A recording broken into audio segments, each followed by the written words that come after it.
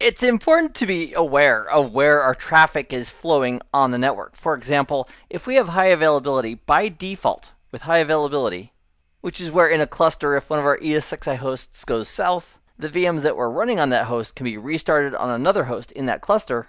The packets that allow the ESXi host to keep track of each other normally flow over the management network. Now, when we talk about a management network, what we're referring to is the network associated with a VM kernel adapter, which has a little checkbox for management selected, which makes that VM kernel adapter associated with management traffic.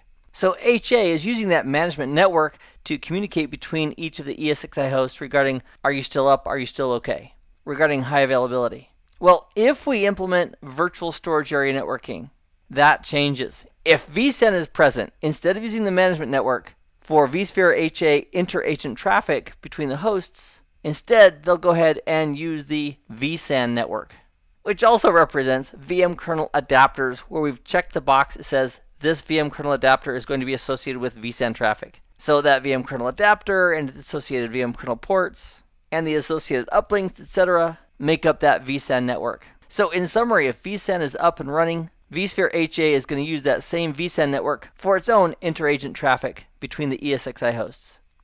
Back in the 90s, at Paramount Pictures, we had a SQL server, and one of the hard drives failed, but the system kept on going because it had this feature implemented, which is RAID, Redundant Array of Independent Disks, which for most cases is intended to provide some fault tolerance or resiliency in the event of a disk failure. We can also get some performance improvements with RAID by strategically moving the data across multiple spindles or multiple drives, which can also improve performance. And if we implement vSAN, it also supports RAID. So if we're doing RAID 1, which implies that we have data written to more than one drive, so every block of data, for example, would be on 2 different drives. And with vSAN, if we have 3 ESXi hosts, ESXi 1, 2, and 3, and they each have multiple disks that they're contributing to the vSAN, we need to be aware of the fact that if any one of those ESXi hosts goes away, all of its disks go away. So one of the questions we need to ask ourselves in planning this is, what is the number of hosts that we want to be able to have go down and still have our RAID working? This can also be referred to as FTT, representing failures to tolerate. So in this case, the planning would be referring to what is the number of host failures to tolerate in our implementation. So if we're using RAID 1, the formula is n times 2 plus 1. And that's the formula regarding hosts. So if we want to be able to tolerate only a single failure, we put a 1 there. So 1 times 2 equals 2 plus 1 equals 3. So that means we would need 3 hosts if we want to be able to tolerate a single host failure. And let's do the game again. Let's imagine that we wanted to tolerate 2 host failures. So 2 times 2 equals 4 plus 1. That means we would need 5. And if we wanted to plan for 3 hosts that could fail and our RAID 1 would still work, it'd be 3 times 2, which is 6, plus 1 is 7. So in essence, to tolerate a single failure, we need 3 hosts. To tolerate 2 failures, we need 5 hosts. And to tolerate 3 failures, we'd need 7 hosts in our cluster supporting the RAID. And for those people who need more than just RAID 1, there's also support for RAID 5 and RAID 6 on the vSAN, presuming that we have the right ingredients. And here's some of the ingredients for RAID 5 and RAID 6. For the disk groups, they need to be all flash. There's also some license requirements for vSAN to use RAID 5 or 6, which would be an advanced vSAN license or better. And although it's not required, you can get even better capacity if you use features such as deduplication and compression regarding vSAN in combination with RAID 5 and 6.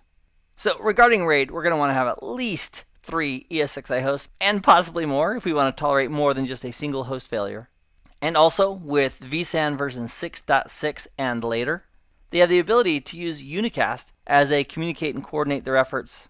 However, if we're using version 6.5 of vSAN, or earlier, meaning older, then they're going to be using multicast, which also implies that our underlying network that connects these ESXi hosts together also need to support multicast. I also wanted to mention regarding booting from a storage area network, referring to the ESXi hosts that are booting off the network. And as good as vSAN is, it's hard to boot from a vSAN if you're the ESXi host that's providing the vSAN.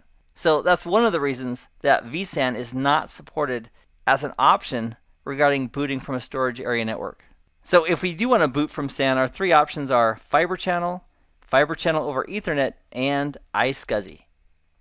And from our central management tool, vCenter, it uses watchdogs to keep track of many of the different services and functions that are running in our vSphere environment, with the intent that if one of these services, for example, fails, it can go ahead and restart it. Or if we're using some advanced features specifically for vCenter, such as vCenter HA, which we'll cover in a subsequent nugget, if a service won't function, we could even trigger a failover from the active vCenter server appliance over to the passive, which would then become our active vCenter, so we could continue to centrally manage our vSphere environment through vCenter.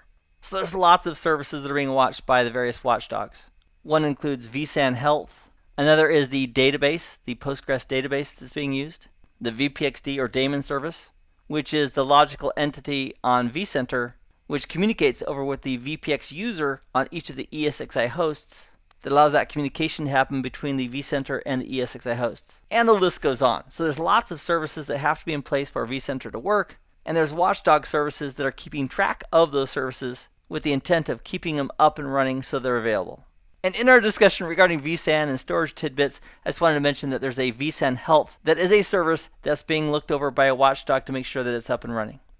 So I'm glad that you joined me for this nugget. I hope this has been informative for you, and I'd like to thank you for viewing.